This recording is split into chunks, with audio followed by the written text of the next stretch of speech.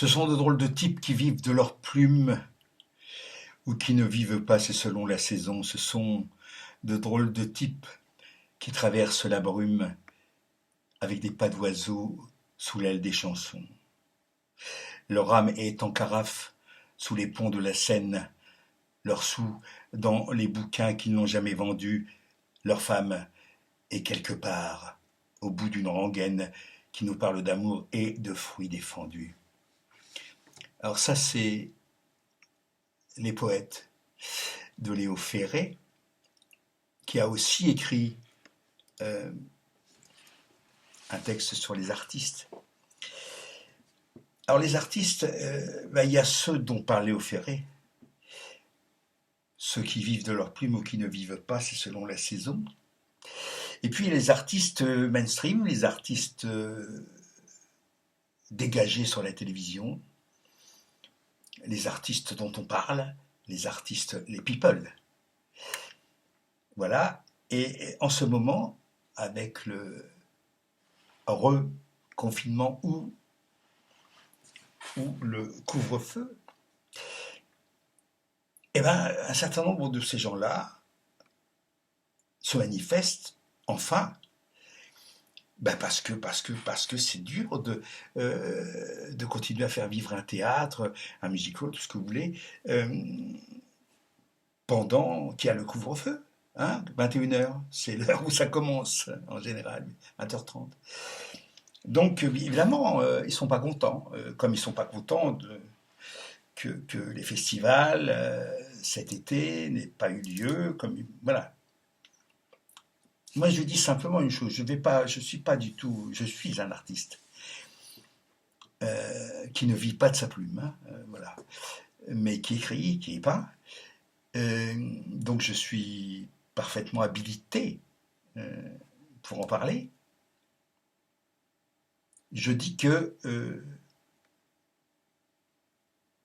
avant de traiter par le mépris, par l'incompréhension, les gens qui, eux, sont descendus dans la rue avec des gilets jaunes en novembre 2018, on a été traités de fachos, de poujadistes.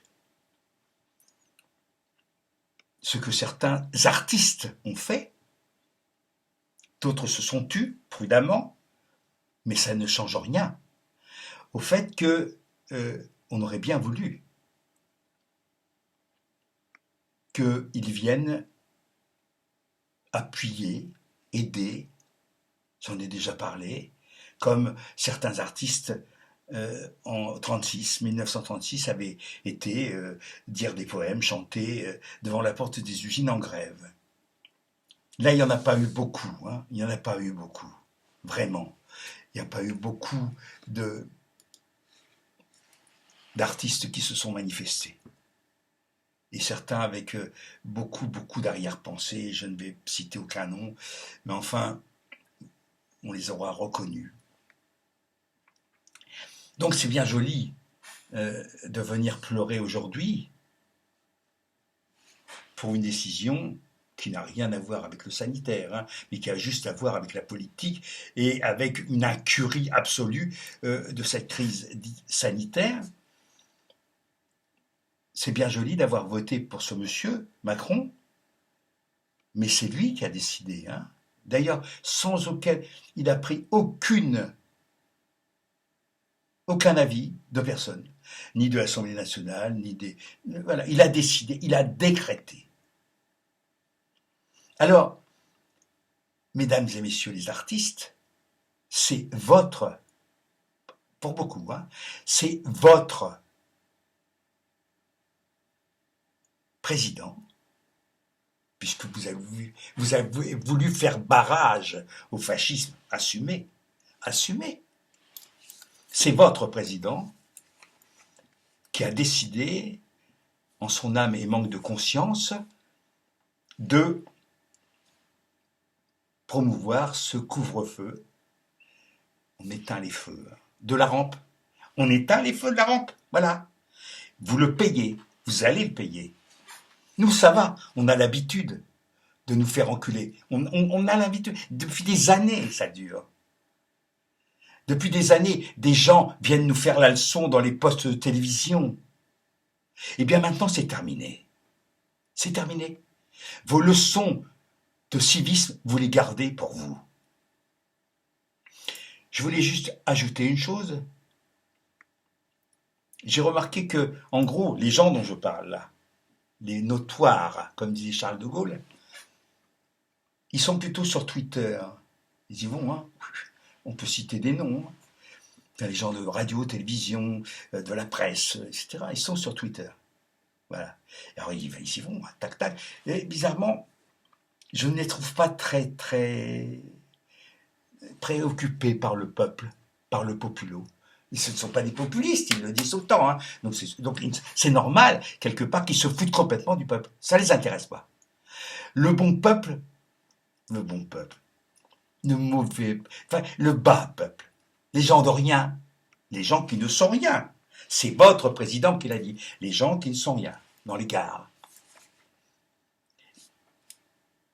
Vous en occupez pas. Eh bien nous, un jour, je pense qu'on va s'occuper de vous. Mais très sérieusement, hein, parce que ça suffit, les conneries. Oui, alors, on aperçoit quand même, il se passe des choses un petit peu là. Je ne vais rarement sur les chaînes, je vois ça sur le net, mais sur les chaînes mainstream, je vois qu'il y a des frémissements de retournement de veste chez certains commentateurs.